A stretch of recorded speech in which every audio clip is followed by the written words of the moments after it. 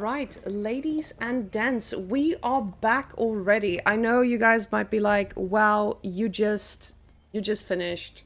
Yes, I know. You didn't even get to see our faces, but you get to see the faces or the gameplay of the two biggest chads out there. I'm a huge LucifroN fan. I love myself a good LucifroN. And already seeing him out on Golden Horde, I'm excited for this. The thing about Byzantines is you want to shut them down early. And Beasty not playing against the Civ that does Dark Age aggression, that might be a scary one. Yeah, Golden Horde, we've seen this not too long ago. And I wonder how this... which approach LucifroN would take. Golden Horde, in my own experience, it doesn't feel too bad against Byzantines here. And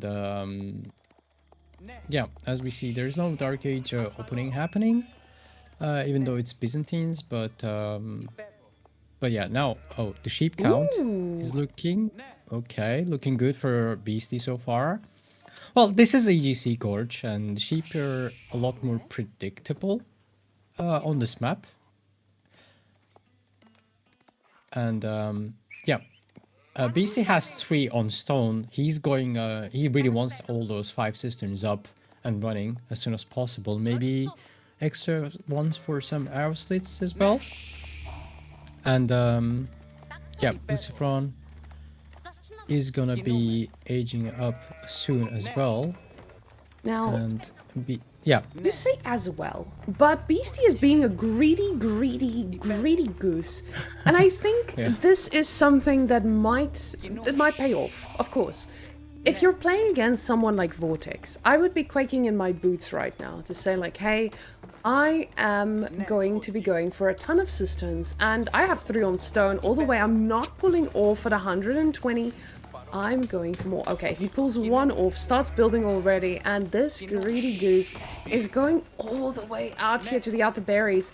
He's feeling confident about this, and this is a dangerous one to be in already, because LucifroN, he's playing Golden Horde. Golden Horde, they age up a little bit slower, it takes a while longer, but at the same time, you have to ask yourself, is Golden Horde slow enough for this not to get punished? Because still... Sassy, he's not pulling off. Yeah, he's not pulling off, and he's gonna be aging up only 2 villagers right now. Okay, that's okay. That's what I call greedy. 3 on stone, I think you can get away with it as Byzantines, and that's what you want to do.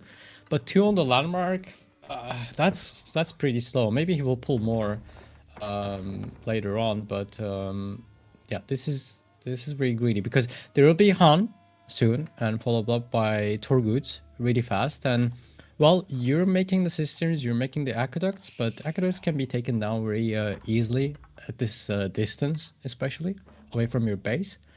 And Golden Horde is slow to age up, we could say, and slow to get going. They need to get another OVO, right? They need to invest a little bit more. But once they start getting going, that's when it can be very scary for any civilization, even in feudal age.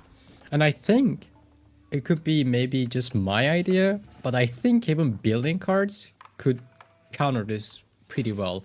Like the amount of units that you can just pump out when you have building cards for you, that'll be very fast. Maybe too fast for Byzantines, this style of play. I would love to see that, but nevertheless, we have Han and Torguds coming up, and we will see if LucifroN will do the same as we saw from Anatan, going for that deer on a very similar spot from that game that we watched earlier this evening. And let's see, he queues up the Han. Beasty is not speeding up the age up, or he's not dropping an outpost yet on his berries or the gold, because they're both forward there. Okay, he just pulled the villagers, hearing the age up, and Torguds are also in queue right now. LucifroN moving on to deer. This is all pretty standard. Let's see how Beasty actually will deal with this, because he's going to need barracks. Yes, obviously, barracks first to deal with Torguds and Hunt. That's the most annoying thing, I think, playing against Golden Horde. You kind of have to do this, just like French. Usually playing against the Khan, you feel that bit of pressure I mean, usually you don't feel this much pressure, but this is like your budget night. So it does get a pretty decent charge off. And already that slow reaction, ooh, a slow reaction or just a bait. Well, Now that villager is being very confident. And Beasty not pulling back. Greedy, that's too greedy. goose. Again, and this just means that this villager is going to be ripe for the taking if the charge comes in later. But the villagers do get pulled back, and it looks like a tower will be the response. Now, up until now, Beasty has felt confident enough to do this slowly, but you can now see that he respects it. And this Limitane is taking a very heavy fight, especially with the reinforcements coming. Beasty doesn't have that second Limitane here at all, and the slow HP villager needs to pull back. And this is such a tough spot already. This is a disaster. This has been a disaster. He didn't respect the Han. Even if he kept attacking him before the Torgus arrived, he could just heal later on. And now we see two archers pulling up. The outpost is getting cancelled and another Limitani is just going down. Look at the army value there and the destroyed value 0 to 230. I mean, I think it counted the outpost getting cancelled. Now, I am honestly shocked at seeing how quickly this is snowballing out of control. We're 7 minutes into the game and Beasty is already getting a lot of idle time here. I mean, another tower gets cancelled. We see the mercenary house finishing up, but ladies and gentlemen, this mercenary house will not be producing anything for a while as another villager gets way too low and will be very juicy to snack on a bit later. Now, with the stable, he's going to be able to eventually get a horse out there, but farms are the name of the game here. He needs the oil. He knows how important this is going to be, but these low HP villagers easily get picked off with the right amount of time. Now, with the Torguds, he's going to have a pretty good answer to all of this greed that Beasty showed in the early game.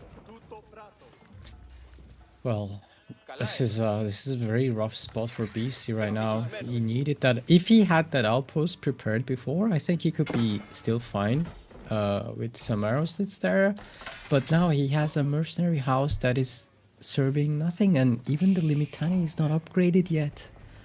Maybe that's a miscalculation that is costing him dearly here. And the archers, as you said, they're going for that low HP villager. Another one goes down.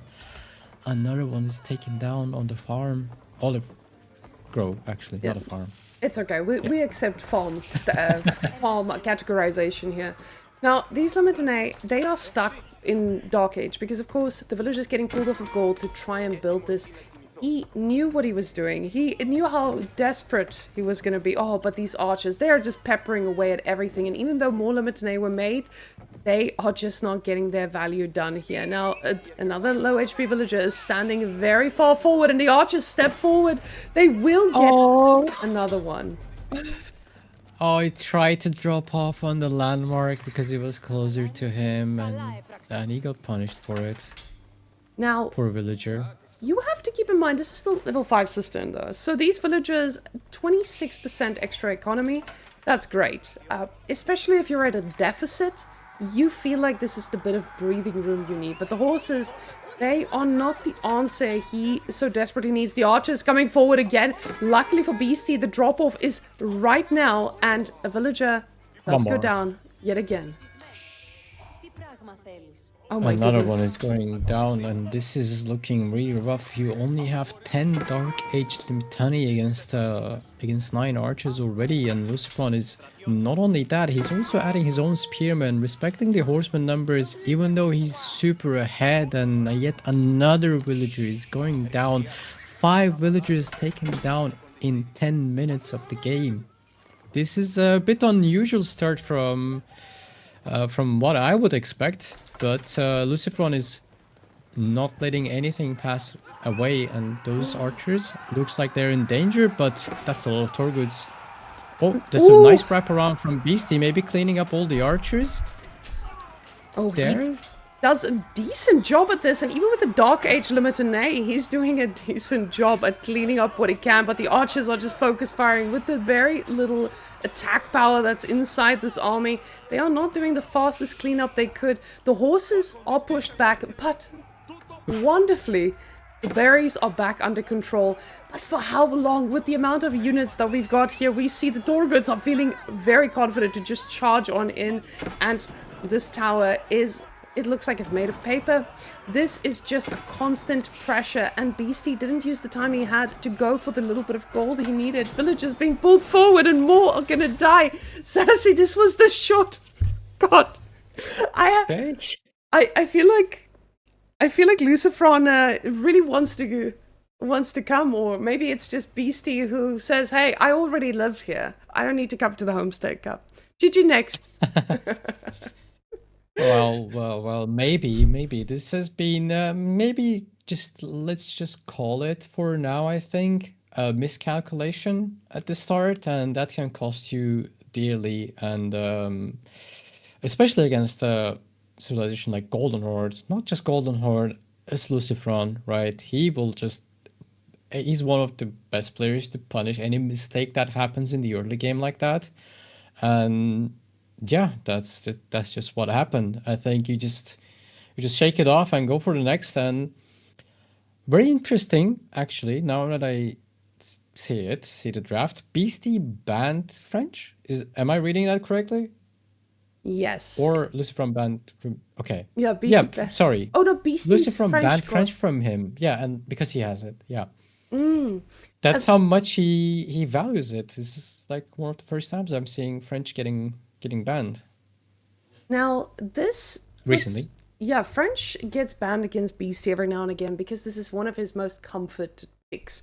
And you can see our next map is going to be Cliffside, so we saw a little bit of action on Cliffside earlier. Now, after that whole interaction, you saw Beasty losing one of his earliest picks as well. Byzantine's very, very contested, and that being your second pick already, it feels pretty tough. But Rus and Delhi going on up. And I remember the days when Delhi was just absolutely dominating Rus, because Rus didn't get to go for that fast castle without actually getting punished. But in the current meta, Rus does get to play a little bit of feudal. How does this matchup stack up between the two? Well, this used to be great for Delhi, especially on open maps with the when Rus was on its peak, I think. It was close, but I think Delhi had the advantage because of Ghazis against horse archers and the tempo that they had and free professional scouts at some point.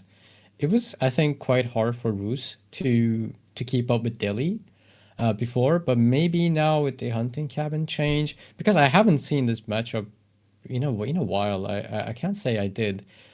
But this is Cliffside, and Rus used to play here with Kremlin and two town center when it was bad, and that's like almost 2 years ago, I think. So I'm curious because LucifroN, I think Delhi, we could say that's his comfort pick as well as his French as well.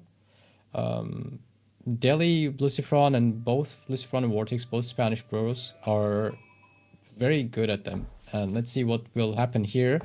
2 hunting cabin opening from Beasty. That's the standard. And on the east side we have what? But Sassy!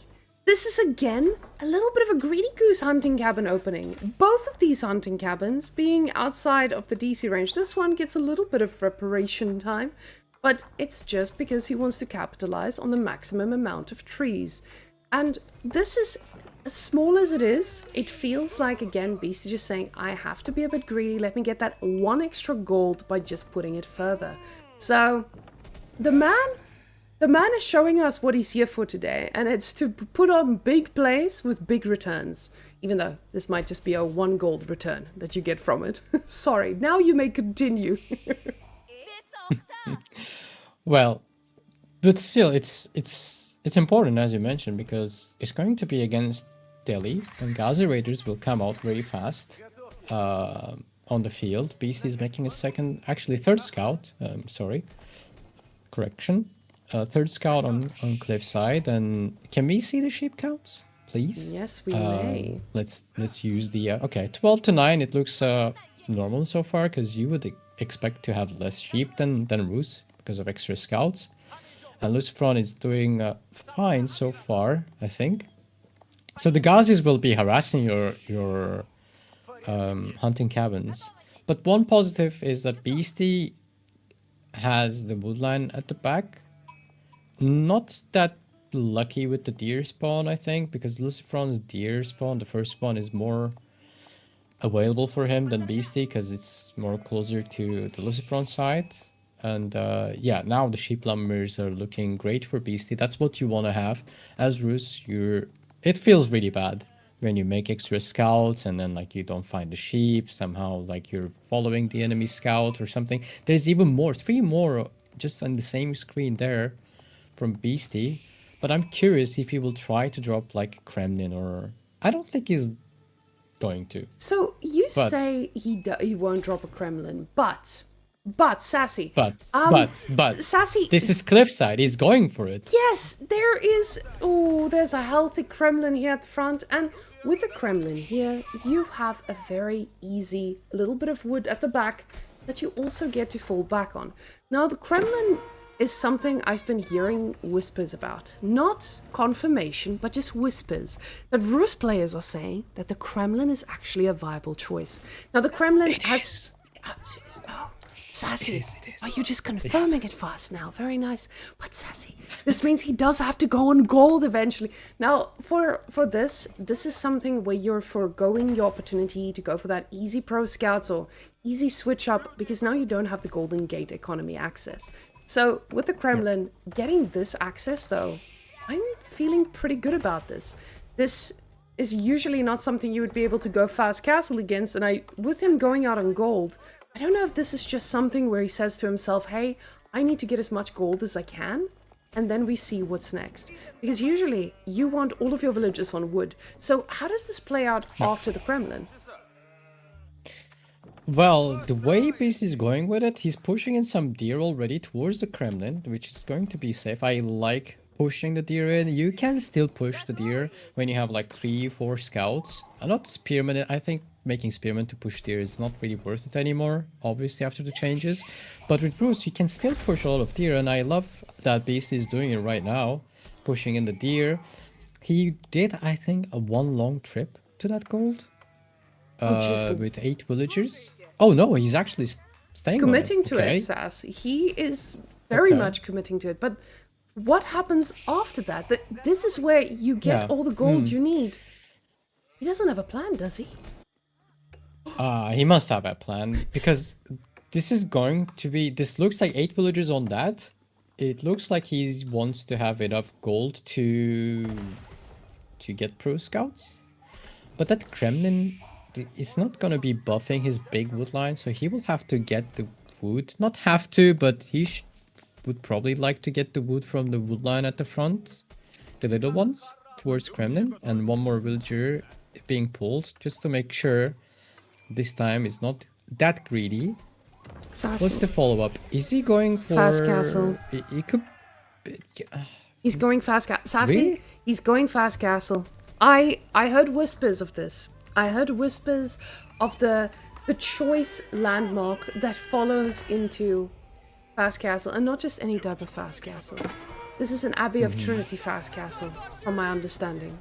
I am very certain that this is something that we could not have predicted, because this has only been done by the craziest of the crazy one. Because with this deer pushing, you just get enough food to last. But the problem is the Kremlin doesn't house that many people. Beasty is taking a big risk here. He does have to pull off of gold though. Yeah, he needs to pull off of gold right now, and those scouts will be harassed soon, one way or another. But now he's gonna lose 2 cabins. I mean, I expect him to lose 2 cabins for this play. And Abbey of Trinity, I like this start until it was fast castle. I think it's too much for my taste, but I'm all for it. I would really love if this worked. He's gonna be losing the first cabin, and LucifroN knows what's up, I think. But Abbey of Trinity, like, the food is going to be your biggest problem, right? And because Delhi eventually, as you can see on the top right, is trickling in the professional scouts for himself. So he will be pretty safe under his base, and he will be grabbing 2 sacred sites for free. Okay, you denied 1 in the center, but Like, you can try to delay it a little bit more with the scouts, but LucifroN can also get to Castle Age pretty fast, I think, after grabbing the sacred sites. He has 7 Gazis though, maybe that's an overinvestment. Okay, the Abbey of Trinity, you were right, is coming up. The villagers are going for those deer, I think, or the woodline. Sassy. Yes. Sassy, I'm so sorry that I'm right about this. Honestly, I was hoping that I would be wrong. I was hoping I'd be wrong and we would all just go back, sing tra-la-la, go on with our day. But no, this is an Abbey of Trinity. So guys, the Abbey of Trinity, how this plays out is you get the Delhi's relics just faster. And with the fact that it just has Ghazi Raiders, keep in mind, the Abbey of Trinity, it has a horse. Or well, the horse relic gatherers. But now there's a little bit of a charge here. And the militia coming out. And Militia! LucifroN's like, what's that? Militia, I haven't seen them in a while. Yes, and with this, he does pay the price of 2 villagers at least. As you said, there isn't enough space for it. He has already taken down 3 villagers from Beasty. I'm looking at these 2 games that we've just seen, and these games don't look like Beasty games to me. Like, I wouldn't take Beasty as someone that would take such risks. And he's going for horse archers now. Sassy. That has to be horse archers. I feel like he's playing on his stream right now. He has a spin the wheel for strategies. And he was like, well, let's go put the landmark in. But we might be wrong. Beasty understands this game on a different level than you and me. Yeah. He's been constantly... he hasn't been always someone who reinvents the wheel. But he definitely makes interesting choices. And with this, he gets his first relic. He paid the price of 3 villagers, but the relic is secured. And Kumbaya, we will sing, as the militia is now going to decap the sacred site. And this is actually something I completely forgot about. The fact that you can use these bad boys to actually do something. So now with the relics, he's going to be able to secure maybe 3. The problem is just with that militia, he's now given a little bit of a warning bell. Like, hey, I might be out here doing stuff. Ooh, the militia going to attack the Ghazi Raider. Stops the decap there for a second. And Ghazi Raider will keep that for yet another day. You know what I would really like devs to be doing about militia, to not lose HP anymore. Maybe that would be good, because you're paying for them. Like, when you didn't pay for them, you know, that made sense that they lose HP over time. But now that you pay for them, like, maybe they could just keep their HP a little bit more. Maybe at least a little bit more, because they're all on 1 HP now. Oh, that's a big dive on the wood line. LucifroN knows all the villagers for food and wood. They're all here. That's only 4 horse archers. That's a lot of villagers gonna be down or idled. The archers are focus firing down the horse archers, and they're trying their best. The Waldo attempt is coming in. The town center is trying its best to help, but this is... I don't know how we hold this in this way. That's just not a lot available for Beasty right now to defend against Ghazis, as they have their ranged armor, and Beasty doesn't have the ranged attack yet. It's just coming in only now, and there can be only 23 spots for his villagers to be hiding, and he has 26 villagers now. Anyone that is staying outside will be killed. That is a horrible day to be a Beasty villager, I think.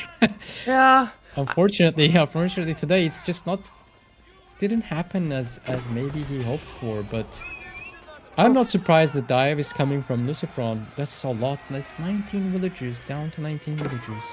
Now, Beasty, he secured his relic. He's securing some archers that are focused on running past. But these horse archers, the pair of them, they are trying to be the feistiest in all of the land. The TC is idle, Beasty is idle. The whole game is idle, except for the villagers, now chopping some wood, living their best life. Horse archer, hoping to perform miracles, but the Ghazis are here. More have arrived, and the 3 villagers chopping wood is going to be next. Beasty giving us a very quick game number 2 and game number 1. Oh my goodness. See, Sassy, this is why it's so hard for me to... Beasty actually earlier today was like, "Are you casting today?" And I'm like, "Yeah." And he's Oh like, no. "Well, oh no, then I guess I'm cooked." So I feel like I am completely cursed with all of this. Well, you could be. I'm starting to believe that you could be cursed.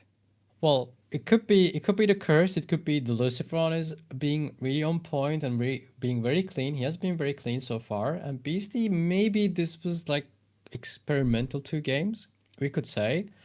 Or sometimes it happens. So sometimes you just wake up one of the days and it just doesn't feel as good as the other days, you know? And sometimes it's just like that. It could be that too. And ups and downs, just such as life. It happens. But we still have the series in our hands. This is best of 7. Let's not Yes. forget that. And we have Coastal Cliffs coming up first. And both players, Beastie has his own HRE, Malians, and Chinese, and Ottomans. And like Rus wouldn't be like the top picks, right? And yeah, he still has a lot of good civilizations. Now, AU-Bids against Macedonians, I like that for AU-Bids. I don't dislike it for AU-Bids, and especially on a map like this, where you can maybe get to use a lot of manganiques. This is going to be maybe the time to come back and get into it for Beastie. Let's see. Ladies and gents, we will be going into our next game. So let's hop on over and see what these boys are going to be doing on our good old. And now I have to remember what the map's name is. What is this thing called again? Coastal Cliffs. Coastal Cliffs. That's the word. Yeah. Hell yeah. Yeah. We're on Coastal Cliffs made by Avely, by the way. When you have this map bugged, you can message him and ping him anytime you want. He's very helpful. He has been helping a lot with most of these maps that we're playing on tournaments. So now we see, let's look at these spawns, because it is very exposed, the food sources on this map. We've seen this map earlier today. And well, deer are both forward and very exposed for both players, and they both have berry pack available for them, a little bit more safer, I would say. And this can be a very aggressive game from both players. Like AU-Bits, yeah, maybe you want to play fast castle, right? Like most of the time, that's what you see on ladder. But as we've seen from Annotant here, playing AU-Bits before, you may be sometimes not able to afford when all these resources are too exposed, especially against civilization like Macedonians. And So, Macedonian, their strongest unit is a Ridari, right? And AU-Bits are kind of the experts at killing other cavalry units. Yeah. and Aeobeds, they love a good cavalry unit. Guys, by the way, if you do hear me speaking and you hear a drilling noise, that is my neighbor at 8 p.m. deciding this is the right moment to drill into his walls. Gotta love Serbia, but I will be ringing his I just heard doorbell. Oh yeah, so guys, if you hear Sassy talking a lot more, that's where I'm giving him the power. Okay. So Sassy, while my neighbor got you. is being so nice about this, I just want to ask, if you are up against Radari, is there anything that Aobit can offer to handle it? Well, they have Desert Raiders, right? And that's gonna shut down probably any Macedonian unit except the archers from Feudal Age. And they're pretty good against the Ridari.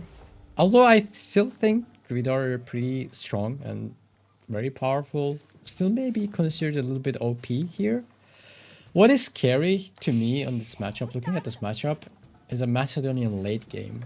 I think could be more powerful than the AU-Bits one. Once you get past that Manganique Death Ball part, you know what I'm talking about, right? Like 5 Manganiques just pulling up in front of your base or in the middle of the map, and then like if you like you kind of win or lose moment that happens often. Recently, if you get past that point, if you don't let them have that, Macedonian can be very scary into any civilization actually in the late game, because the silver income and the quality of the units just keep ramping up. And we see By the way, can I point one thing that I love LucifroN is doing Yeah. right now? He's adding the war camp just only now, saving himself 5 seconds. Not 1, not 2, not 3, 5 seconds from his age up time, because it takes 5 seconds more to make than a house actually. So you usually want to make that as you're aging up most of the time if you're going for Hippodrome. That's just a little point that shows these players want to get even the smallest advantage like possible. That's how good they are, and anything they can make happen soon. Now, this is something you would expect from LucifroN. This man is accurate about everything. Yeah. You look at most... Okay, LucifroN, he does do some wild things, like put houses where he would put farms usually. So there are some crimes he commits, but at least, doing something like this is showing you exactly how precise he needs to be. He wants to make sure that these horses are landing, and they're landing fast. And Beasty all of a sudden is not being the greedy goose we saw before. He's investing in a tower, and I'm so glad to see this. Yeah, now we have the outpost. Now we're serious, and he has chosen logistics. And he's connecting that outpost with the influence from the House of Wisdom, which gives them fire armor. Extra fire armor, so they're more sturdy against the torches.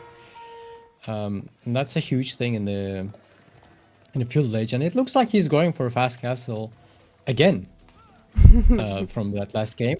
But this time we're AoE, and it's not some unorthodox approach right now. So he's defending against that one horseman. Dervishes are laughing at him probably right now because he's trying his best to poke the villagers down. And what will be the choice here? Because LucifroN can also just go for his own age up. He's moving on to deer, noticing that Beasty is not going to be harassing him anytime soon. So he's going to be securing deer an extra food source. What will be Beasty's approach here? That is the main question, I think. And he's using his scout to be annoying. And LucifroN is getting mining and hunting upgrades for now. That's interesting, but I know that with them you don't mind investing in the mining upgrade this early, especially. But with both of them going for a fast castle, this kind of gets me excited, because with LucifroN's age up, we obviously will see a golden horn tower. Now guys, if I'm wrong, we blame that on the guy drilling. But aside from that, you get to secure a significant portion of this map. And that's what I like about the Macedonian dynasty here. They are playing already on a very tiny map, and you get to decide whatever you want to secure. So Sassy, in this matchup, is this a spot where you want to secure a larger portion of your main base, or are you actually going to be using it to secure these outward resources that you are definitely going to need to make this very, very spicy Radari? Well, there is a really juicy spot there for that.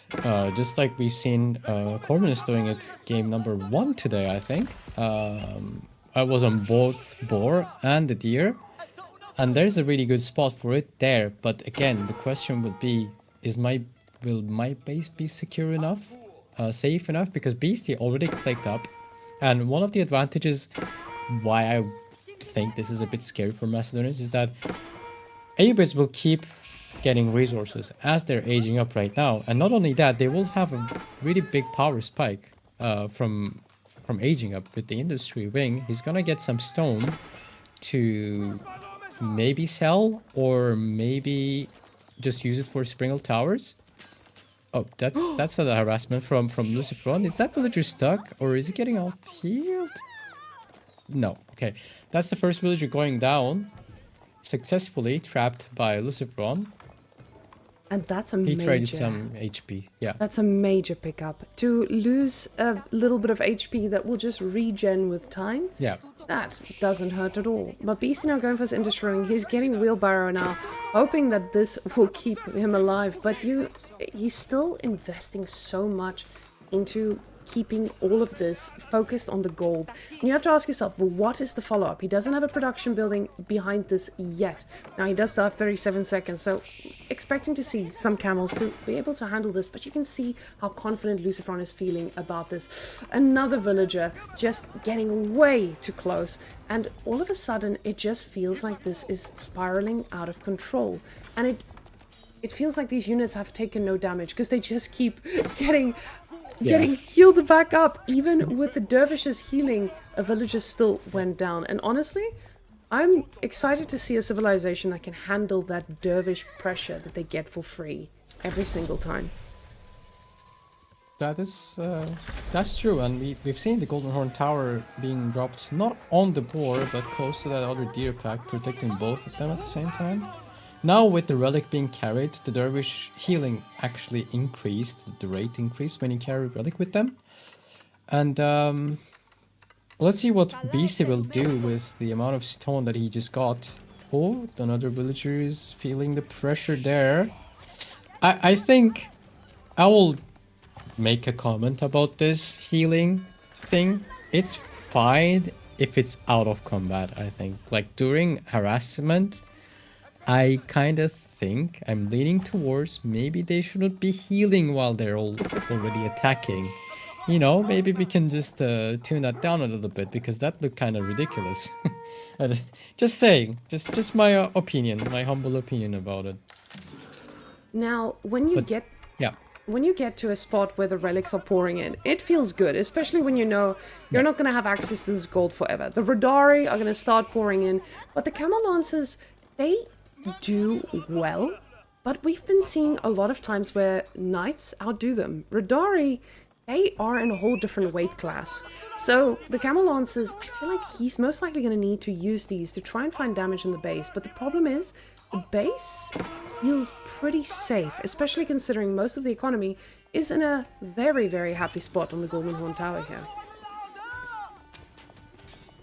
Definitely, he oof, that scout, look at that HP being regenerated. Oh, that's one Camel Lancer going down, but he's kind of securing a relic for it. Or does he? He has to leave the relic. Oh no, the pathing. Yes. The pathing done him dirty there. The pathing, the monk wanted to be behind the Camel Lancer there and just sacrifice his life for it, and losing one relic and the dervish. So now Beasty is out of dervishes for now, and he's gonna need oh, he's adding a town center. Okay, yes. That's interesting. Now, with the stone that you get from this age up, of course, you are given a few choices. A lot of players, they decide, I'm going to build a market, I'm going to resell this, let's see what I can do with that. For Beasty, he realizes this might not be going too well for him already. This is a civilization that does really well in the current space of things. Oh my goodness, the Golden Horn Tower defeating that boar, but not in the prime spot. This should block 2 villagers from being able to harvest from here, but they've got a lot of other meat they need to be focusing on. That second TC, he's hoping this thing performs miracles. Well, you would hope that will perform miracles because you're not going to be keeping up with the Ridari count. Or, I mean, heavy cavalry count, right, against the Ridari. And some nice balls coming up by Beasty, and he's going for some raids to buy himself a bit more time to let that town center economy and extra economy kicking in. Oh, nice pickoffs. 1, 2 villagers going down, maybe even more. And he's trying to stop the sacred site there. It's not gonna happen. That's going to be 3 villagers going down. That's gotta feel good after losing 1 relic. That feels kind of bad when you're A-bits and lose 1 relic to your opponent like that. And LucifroN is just not wasting any time grabbing the sacred site straight away, and raid keeps happening there in LucifroN's base. There we go, we have it. And another thing is that you don't want to keep up the Camel Lancer numbers because LucifroN keeps having 3 crossbows, I think every almost 2 minutes. So he keeps having crossbows, and crossbows counter Camel Lancers. So Beasty's gotta add something else that will be good into Ridari and the crossbows themselves at some point. And raid keeps happening, and yet another villager is going down, as we see in the bottom left there. Thank you for the nice observation. Whamen, clicking buttons and observing from 2 computers. Very nice. Those Camel Lancers going from every single angle, and you can see with this dervish, he's doing the best he can to try and cap the sacred site here too. Maybe respecting the fact that he's up against all these crossbows, I say respecting, but then I realize he still hasn't made a single other unit. He's still just going for the camel lancers and not feeling like he needs to change at any point. Right now, we're up to 4 villager kills from Beasty's side, and LucifroN, he's looking for blood though, and he might just find some. Oh, that's a lot of villagers, and remember, those are Ridares. If the villagers are trying to get away too much, which they can't, he's just taking down 3 villagers just like that, and if they were getting away, he could just throw some axes behind them and to take them down. And LucifroN is feeling confident with level 2 armor for his cavalry, and the Wololo is coming in. Maybe that will be the thing that keeps this at bay. LucifroN, he doesn't care about it. He keeps going in. He doesn't care about the town center fire. He knows that this is 2 TC now, and Beasty doesn't have the army to stop him. And what else he can do? He's just going to stick here and try to defend and maybe snipe the crossbows with the town center. Doing a good job at that, and 3 more camel lancers coming in from LucifroN's base. But will this be enough? I don't know. There's even more Ridare coming in with the champion now. They have an extra attack there, and this doesn't look good for Beasty, and there it is. He calls it. LucifroN looking very strong so far in the series. That was wild. Beasty is just getting shown by LucifroN that precision will punish anything, and that's exactly what LucifroN now. He's reading the games. He sees exactly Beasty trying to play something unorthodox, and it is just completely backfiring. So, the fast castle from Beasty, he's tried it now again and again and again. And does he take away from this and realize, hey, this might not be the answer I was looking for? So, we're at match point, and after such a long set that we saw, this feels like a very different conversation we're having. LucifroN, usually someone who doesn't end games this quickly, he's looking, there's like a lot more vortex in his blood today. Well, true, but I would think that LucifroN would be looking for quick timing oriented like plays, if that's something, if I can say that. And he's not wasting any time punishing any type of greed from Beasty. It's not that Beasty has been only like doing some risky moves, but also LucifroN is not wasting any time and playing very clean and punishing everything that Beasty has been trying to do so far in the series. And now we have 4 legs. Beasty's Holy Roman Empire against LucifroN's Jeanne d'Arc French variant civilization there. And yeah, this could go in any way. I haven't seen a lot of Jeanne d'Arc. I think LucifroN could be one of the last players that's like in top 8 that kept playing Jeanne d'Arc. I think I've seen it from Numudan or Baltuan, I think, recently. We don't get to see this often, and it's not one of the most popular variants out there. So let's find out what LucifroN will be doing here. And we're back. Give me one. There we go. Oh. Yeah, I had to do it within the scene. For some reason, it didn't let me mute it from afar. So now we won't get double sound. But guys, me and my top tier production skills are ready for game number 4. So Beasty and LucifroN, Beasty's got to show us why HRE is still viable. Hope you're ready. Let's roll on in. Now, Sassy. Let's go. Yes. This is yellow HRE. Beasty's on his home base color. It matches the flag. It matches his style. Is this the thing that he needs to actually secure himself a game? Not necessarily the Homestead Cup spot. Because keep in mind, it is in his house. If he doesn't qualify, it's in his house. It's in his house. If he doesn't qualify, at least he's going to cast. So Beasty, he does have a job, even if this doesn't go his way.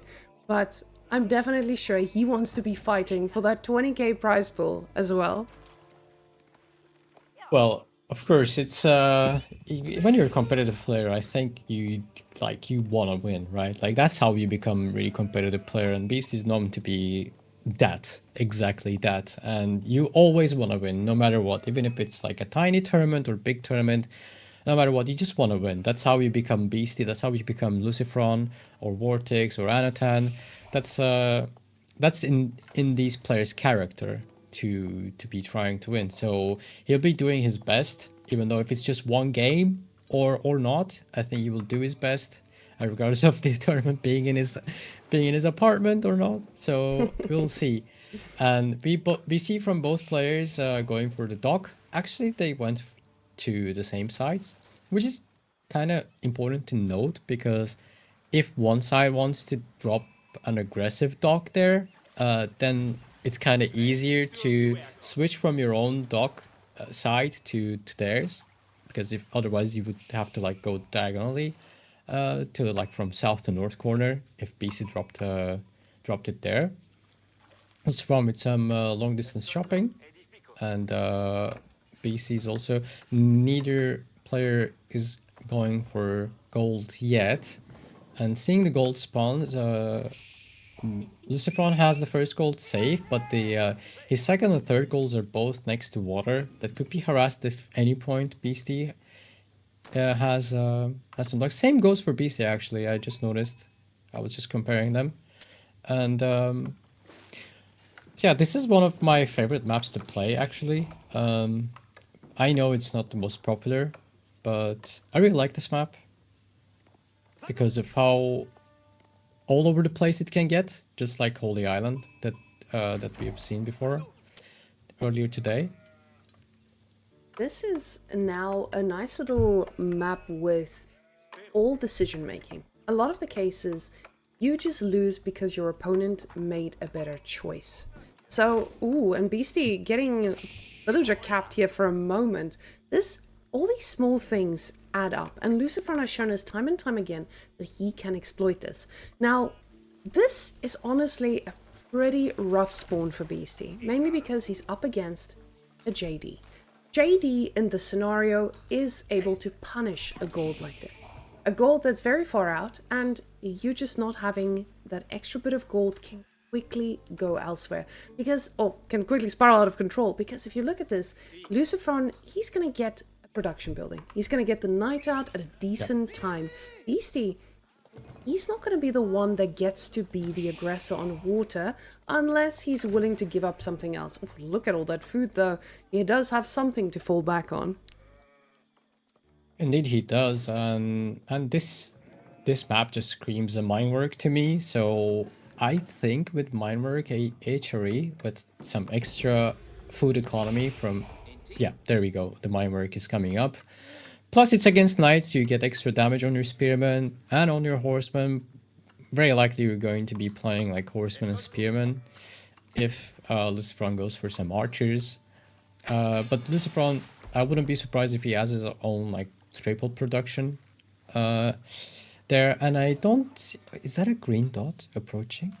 This one? Beasty's dock? Ooh, this one. Oh, it's a green dot, Sassy. It's a green dot. That dock is gonna go up. Beasty's walling right now, Beasty walling with his villager. Maybe he's not expecting this right now. He will be maybe looking for this villager on that side, on LucifroN's side, I mean. Looking for if he has a second dock or not. But that dock is gonna go up, and that is always very, very annoying thing to have on your fishing economy already. Even though you're gonna be likely to hold and defend it, it's very annoying to reinvest or just invest into defending your own pond. But Beasty has made another dock in the north pond. And this dock is, it feels good. You have a situation where you have the food that you can fall back on, but considering he's invested 9 fishing boats onto this lake already, he is going to need to fight to make sure that this lasts. The villager not being able to finish this dock or this wall either, it is such a tough spot. JD is already on her way. She's moving straight out to where it matters. The scout is going to stay alive way more than he needs to be able to get the value here. The villager able to finish it in this moment, but the problem is Ooh, I was about to say the problem is this gold is still very harassable, but Beasty says, no, not today. And already gets ready to respond. But the problem is, he's about to find out about the situation and find out he has, with already losing 2 fishing boats. This is massive. He did invest a lot more into these fishing boats, so it will mean that LucifroN is just able to do something that's quicker. This tower was so expensive, but necessary. Yeah, that was necessary, but also maybe dropping his second dog in the north corner, maybe it's gonna cost him a lot. That villager is very low. Jeanne d'Arc eats 1 villager and the knight also arrives. Now they need to leave, but he's paying the price with losing a lot of the fishing boats there already. This looks very rough for very rough stuff for Beasty. Jeanne d'Arc saves herself with very low HP. Beasty, I think, is just gonna give up on this pawn because Jeanne d'Arc just used that age up advantage, the speed from being first to feudal age there very well, and that was very unfortunate or some miscalculation from Beasty to just give up all these fishing and the pond itself, but he's dropping another outpost on gold. Maybe he's going fast castle, Sassy. This man. Yeah, maybe Burgrave. The problem with Burgrave is you need to have food, and I don't think this man is going to be anywhere close to food. JD gets surrounded though, and a lot of damage coming through, but she is standing strong. She does still have her heal as well, so heals up the knight. And the spearmen do get quite low here as she gets another set of experience, and Beasty is just not able to outdo LucifroN's Knight Micro here. A Knight does go deep, but another spearman going down, and JD is snacking on every bit of experience. LucifroN is playing out of his mind, and it is just a little bit too much for Beasty here. Yeah, a lot of spears are down. One knight gets stunned there by the spearman. It's trying to save itself. The tower is targeting Jeanne d'Arc. It's gonna go down. The knight survives in return. Oh, not. No, I just lied. The knight didn't survive. Maybe I'm cursing them. And the other knight is just making its way away, but LucifroN is aware that this is happening, right? This is what the direction that the game is going for. And Burgrave, even if you're in this spot as HR, even if you feel behind, it can be very dangerous on the opposite side if you're staying on feudal age. Now, with knights or without knights, because they can get heavy maces. So I think LucifroN is looking to get his own age up sometime soon and get to the Arbs, and Burgrave is going to go up now. Now, we have to consider LucifroN. He's got a lot more fishing boats, but not he's got double. This is not an insane amount where you're struggling with someone who has 2 fully docked legs. So Beasty losing a lot here in the early game, it feels tough, but at the same time, it's not completely over. The knights here, they get a pretty good charge, and not sure if any of those vills went down, but it does look like a lot of them are just very, very low. So with the burger here, you have a nice little infantry charge damage for your units, but at the same time, you are going to play against someone who has the best crossbows in the game. And I don't think LucifroN is going to be scared to just mass in a bunch of those. And men-at-arms are the choice for Beasty instantly. Yep. And LucifroN is not too far away from Castle Age himself, and Jeanne d'Arc is back from the dead again. Oh, that spearman. Did you see that charge damage from the spearman just taking, like, just almost one-shotting that knight with 3 of them? And they're feudal, by the way. If they were cast, that knight would be died. Oh, Jeanne d'Arc is super low. It's like 1 HP. Well, Beasty getting some... It's very, very low. Yeah, he's getting some great shots off here. Those vills are so low, though. And this is putting Beasty into an okay spot for a few moments here. JD... You can see LucifroN is still staying in feudal for a bit as he's making yet another knight. Now, Beasty hasn't been able to move out, get any relics, because of course there are very scary knights moving around, but another knight coming on deep, just trying to see if he can find a bit of damage, but damage will not be found today as the spears are now charging in. Oh my goodness, those guys are running like they are the new F1, what is it, the E-cars. Yeah, yeah. By the way, we've been looking at that grain dock for a while. Oh, we have. Just Sorry, as a guys. quick Picture in picture. reminder for you. I Yeah, forgot. it's fine. Well, well, give it to her. She's casting. She's observing from two computers. Things happen, and yeah, LucifroN has doubled the number of fishing boats that Beasty has, and the army value is still looking in favor of LucifroN, even though he's aging up later now. Although it's Burgrave and it's only 7 or going to be 9 nights soon, and I think even with Jeanne d'Arc, even with Frenchy knights, you need some arbs or crossbows against these Burgrave men at arms. Remember, not too long ago, the Burgrave has changed, and these, oh, they're getting caught out. Oh, that changes the whole story, though. They're getting caught without the rest of the army. They're trying to make it back to them, but he's just losing more, and that's more XP. Did you see that charge? They have extra, I think 50% more charge damage thanks to Burgrave.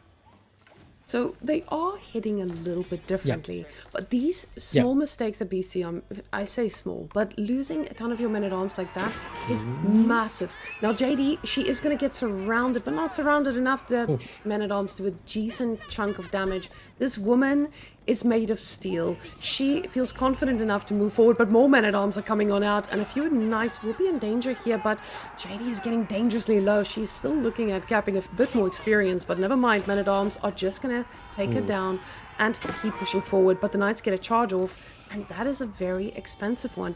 Now, looking at the relics, though, has Beasty moved out? Yes, Beasty has grabbed 3 relics already, so this does feel okay, at least for now. Yeah. But this wood line is about to get dunked on, because orbs are nowhere near. Yeah, and Beasty is still respecting the knights there. Maybe he's having second thoughts about this, like seeing no arbs coming in from, or maybe he's expecting the arbs and then seeing the arbs now. The archer range now is just switching to spearmen.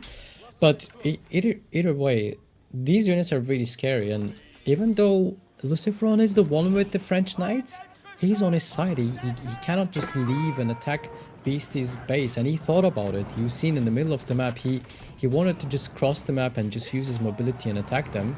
So now with the archer ship support that they can maybe fight, that's going to be a charge on the men at arms. Beasty needs to charge himself again. Oh, okay.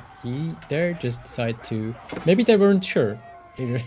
Both players, maybe they weren't really sure how that would go, because even I'm not sure how that would be with Burgrave men at arms against these knights right now with the upgrades. And these men-at-arms are quickly backing away with the charges from the knights doing good damage, but these double maces, they are doing fantastic work against the knights. But we can see men-at-arms weren't really built to counter the knights, and Beasty yoinking yet another relic. He now has all 5, and that bodes pretty well for Beasty. We do see the scout was patrolling here, but doesn't really know about the villagers here on gold. We'll see now if he spots it in a second. But with all these ARPs coming out, LucifroN is gearing up for a men-at-arm push. But the spearmen, they are going to hit a little bit differently, especially with these night numbers still being the main investment. Yeah, and one thing that Beasty was doing before, and I think that's the direction the game will be heading soon, even though he lost his pond, he can be very, very aggressive on all the docks that LucifroN has. He was trying to burn that one down on the east corner, and with this amount of melee units, he has like, what does he have? He has like 34 melee units right now on the field. They're Burgrave units, and with those, he can just afford to just attack and idle LucifroN's economy everywhere, because one thing that ARBs that can't do is going to be burning buildings down, even though they will be great. Like, they're great units, they're one of the best crossbows in the game. And the knights, you don't really want to be wasting time with the knights and like burning down dogs. So maybe Beasty, if he can't fight him, maybe that's the direction he will go for. Or remember, he still has the mine work, maybe a horseman switch can seal the deal. And LucifroN is switching into archers as well right now and adding more archer ranges. And Jeanne d'Arc is almost level 3. Now JD is standing there trying to keep this sacred site capped, Oh. but the men-at-arm facing off pretty heavily. Now, it does look like a nice Warlord just to deter the knights from coming on out, but Beasty, he's investing in a lot of gold here. And guys, this is looking like Beasty wants to play the late game. He says, let's go castle and fight this one out. Not investing any... Ooh, the tower here. Ooh, villager. Hey, sir, what are we doing? The micro, the dancing, he's risking his life for the rest of those villagers. LucifroN notices it now and trying his best, but that tower can be upgraded to Springle Tower and then protect that gold vein. Well, to be fair, oh, there's a green dot in the north corner. There's a green dot? Oh, that's a dock! North. That's a dock, that's gonna be very annoying, because Beasty having 5 relics. 5 relics. That's not just 3 relics, that's 5 relics. That's like, he's pretty comfortable just defending with all these units that he has. I think he noticed, he's making a Hulk already. This time, not going to be super surprised because those fishing boats there, they were aware and he can just clean that up. Yeah, the men-at-arms are on their way to defend it, and LucifroN, again, not wasting any time. I'd love to see this from, oh, but LucifroN knows half of the army is just going to attack that dock and the knights are charging. There are no space left in that outpost, and the Arbs are making quick work of the spearmen there. They're trying their best. That outpost is eating the nice HP away. But this looks like this is going to be good attack for LucifroN so far. And remember, he has Guildhall and he has 1200 food already in, and Jean d'Arc just leveled up thanks to the sacred sites and time passing. The men-at-arms just successfully defending the North Pond. But how do you clean this up now? And bigger question will be soon, what do you do against a red palace probably in the center of the map on that big gold soon? Now, HRA usually has a lot of good answers to these types of things, but right now, Beasty has not been making units constantly. Now, the tower getting reinforced, this is going to mean that this is no longer just a nice little push, but the villagers are now the target, and Beasty losing track of his economy. Time and time again, LucifroN is just looking at every single thing Beasty is doing, and he's able to shut this down. This is a side of LucifroN that I think we've been waiting for such a long time. I'm so happy we get to see this. But the tower does go down, and this is a pretty expensive loss, because this just means everything else will open up as well. Now the Red Palace is coming up, and it is in a juicy spot. Yeah, this is the landmarks such as Red Palace, like White Tower, Berkshire Palace. They're all very powerful, especially on this map, because, well, there's less land and they cover more percentage of the land, I would say, and there's only 2 sacred sites, whereas Beasty was successfully decapping the one and the western side of the map with a scout, not even a unit, with a scout only, and that kind of changes things for LucifroN, because he was going to successfully hold the sacred site for easily for 10 minutes with the Red Palace, right? But Beasty having 5 relics and Imperial Age now, suddenly relics are going to give him a lot more income than what LucifroN would like to give him, right? And with decap, he bought himself enough time, Schwabia plus decap, and he's on this pawn to retake it. Things are looking a bit more brighter for Beasty, but still, I would say he has a big mountain to climb on right now. Now, usually JD and French are civs that you don't really get to kill in the late game. Because of their orbs, it's just a wonderful time for all of them in the late game. And LucifroN knows this. So very quickly, trying to find more damage. He knows how much he has killed up until this point. The outpost doing amazing work. And finally, Beasty gonna try to get this back, like I said. Now, with his army being all the way out here, it gives LucifroN 2 choices. Do we go and try to deal with this, or are we actually just going to go and attack? And he says, for now, we want to deal with it. You're not going to want a bunch of men-at-arms and spears in your base trying to idle out the economy. So they do need to back off for a bit here, and the dock will stay up for now. Now, LucifroN, he's in a pretty good spot with most of the food. As we can see, he's got every pond on his side covered, and this one here as well. Beasty needs to be careful not to overinvest to try to take this down and not get anything for it. But Beasty is in an okay position. With all those relics, he doesn't have the insane gold income, but he does not have the worst position. It's not indeed, because the fishing boat counts is 16 to 25, and keep in mind he's on Swabia, and he just dropped a lot of farms with the around the monasteries, right, with the new upgrade, and the tithe barns are gonna come in, and that's gonna be like, I think, like 24 farms if I'm not mistaken, maybe even more, for his food income. And well, on the other side, there's Guildhall. He just, I think LucifroN just pulled the Guildhall. It's on 0 now. And a lot of food in his bank.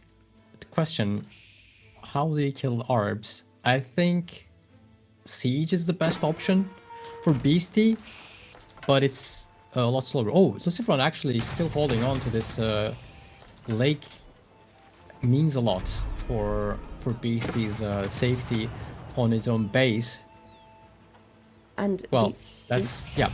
Beasty doesn't have unlimited gold like we usually see with HRE and 5 relics. This is this is where he's going to need to fall back. And the problem is, LucifroN, he's got access to everything.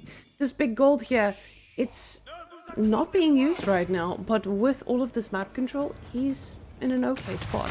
Oh, now the Karak just eating everything he can and picking off these villages one by one. Now, the outpost does provide this sense of protection, but the second Karak is going to be joining this party as well, and all of a sudden, this will take a lot more to take down. But now, Beasty looks like he's ready to move out. Just don't know if he is ready to move out, and if he knows that. But the problem is, he doesn't have a next plan. Ooh, that wolf though. That wolf is about to get an assist and be invited to the Homestead Cup. Mr. Wolf! Do you want to come to the Homestead Cup? He's a friend, he wants to be friends with the GG dog. I don't think he's ready to move out yet, because looking at the army values there, it's not close right now, and LucifroN is bringing in the big guns now, not just Carracks, also the cannons from the French, and taking down this outpost. Starting to take down this outpost. He can still emergency. Oh, emergency repair is being used, I think, on the outpost on the left side. And Beasty was just starting to switch into horsemen now, and I don't think he was ready yet. But that's a really good charge with the Burgrave units that he had. But there's Jeanne d'Arc taking away a lot of HP, and the Arbs are doing really good job at tanking, and the cannon is getting caught by the horsemen. That's a really nice pick off for Beasty, but still needs to kill a lot of knights there, and Arbs are still surviving. They're too tanky for the melee units. I think you need to have siege or horsemen for those, and I don't think Beasty was ready yet, and he was kind of forced by that cannon to push out, and LucifroN having kind of cleaned him up almost. Now he's just pushing in with 28 French knights plus Jeanne d'Arc into Beasty's base. A lot of outposts. Maybe LucifroN wants to slow down a bit with this push. Or maybe not, maybe we'll just keep going, because he lets the Arbs just tank for the Spearmen and the Horsemen. And this looks like it's going to be it for LucifroN, and there's a Horseman raid happening. Just met with the Knights, and Beasty defensive Bololos. One of them gets sniped by the Arbs. But now the Knights return, yeah. Very quickly, this is just spiraling out of control. Beasty is trying to do a bit of counter damage, but the Sacred Sides are ticking. The units are just melting in front of him, and it just feels like this is going to be a never-ending push, with JD having all the access to every single resource on this map. You see those horses, they're trying to perform miracles, but even with the Palace of Swabia, this villager count is about to be equalized, and the military is so far away from being this.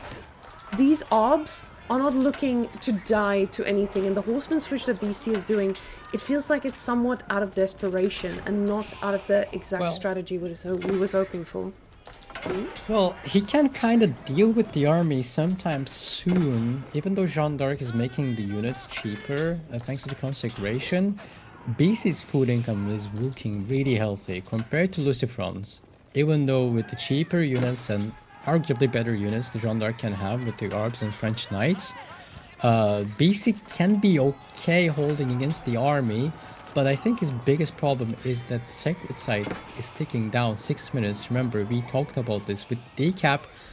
A huge decap happened, but on left Sacred Site I think there is a keep right now, So that is not gonna happen. Oh, there isn't, but there will be soon. So that's not gonna happen anytime soon again. And Beastie back up to 38 Spearmen.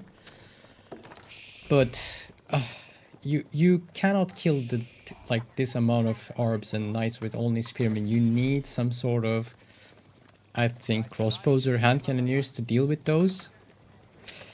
We're about to find out. Oh, there's a sneaky prelate going in and out of the outpost. Maybe sneaky wall low, just like Corvinus. Cannons starting to shoot down on the outpost. Spears are trying their best, but they're getting taken down so fast by the orbs.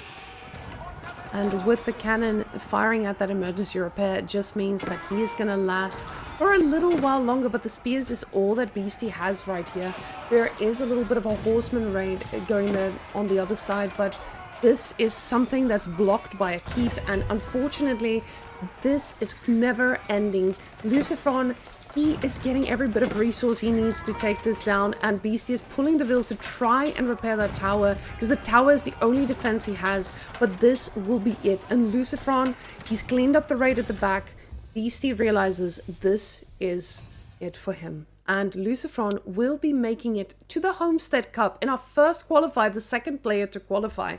Now we have Anatant and LucifroN.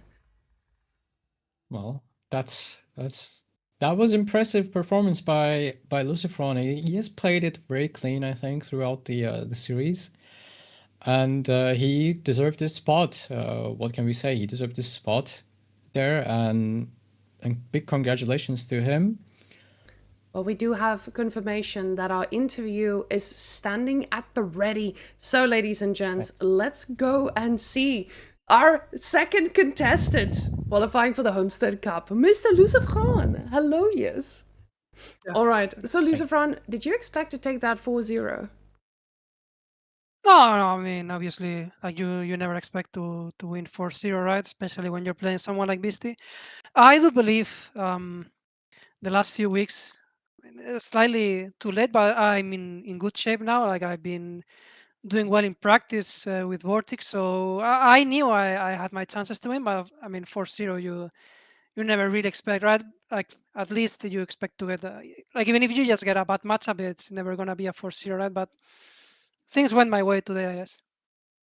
You definitely played to your strengths, and I think the fact that you were reading the game and you were playing a style that we haven't seen much out of you, but rather out of your brother as well. And I honestly, for a while, I think a lot of us, we were missing your top level play in these ST tournaments all the way down there to the finals and so on. Are you back? I mean, yeah, like I think I'm in good shape right now. Like I only play with Vortex, and at some point I just told myself, just copy his style. Like I mean, he's been doing great he's been doing great forever, right? But recently, in the last 6 months, if you like, he never goes below top 3 in any tournament. Like in my eyes, he's top like top 1 with Marine or something like that. Like I think he's in great shape. So I just told to myself, like, just copy Vortex, right? Just try to play like he does. I'm lucky enough that he's my brother, right? So I can ask for a lot of input, a lot of situations, like why do you do this? How do you play that? And I'm just trying to play like he does. Yeah. So, have you ever been to Serbia, by the way? No, I've never been. It's like I've been to a few countries just to play tournaments, but Serbia hasn't been one of them. So I'm actually excited to to add one more country to the visit list and check everything and so on and so forth. We're excited to have you. But Sassy, go on. Yeah. Well, congratulations first, LucifroN. Big fan here, and we'll be looking forward to seeing you play more. And I'm really glad that you're back and you're doing well, and you think that you're in good shape, and it looked like it. And we'll be looking forward to seeing you more. Obviously, I don't think anyone would expect 4-0 players like a Beasty, LucifroN, like Marine Lord, like these type of players. Like I don't think anyone would expect to 4-0 the other one at that level.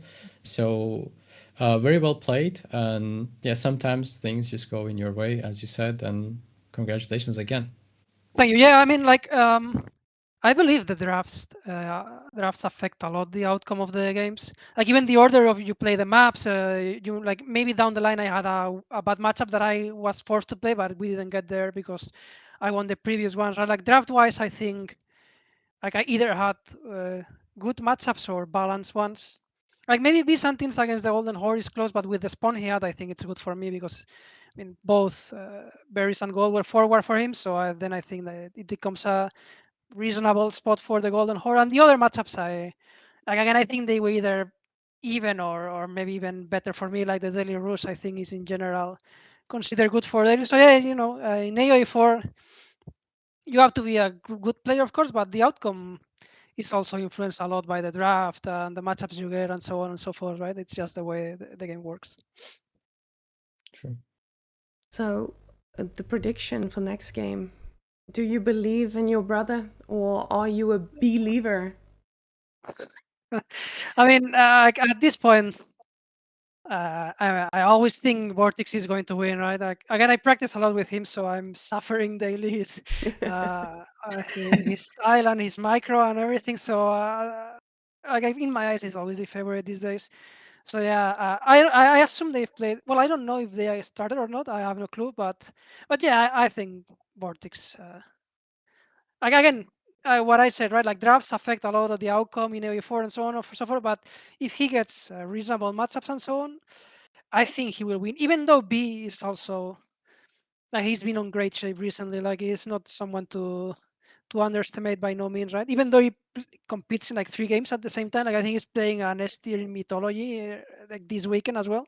But I think he has it in himself, right? Like he figures out stuff that maybe other people don't in terms of build orders or stuff like that. Like he's one of those that can innovate a lot and then he prepares that for a tournament, and it's usually hard to play against him. But yeah, I still think Vortex should win.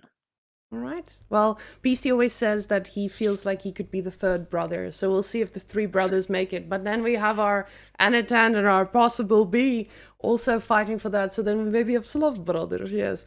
So I'm really excited to see how that one plays out. But LucifroN, congratulations. Look forward to hosting you in 2 months. Oh my goodness. I'm so excited.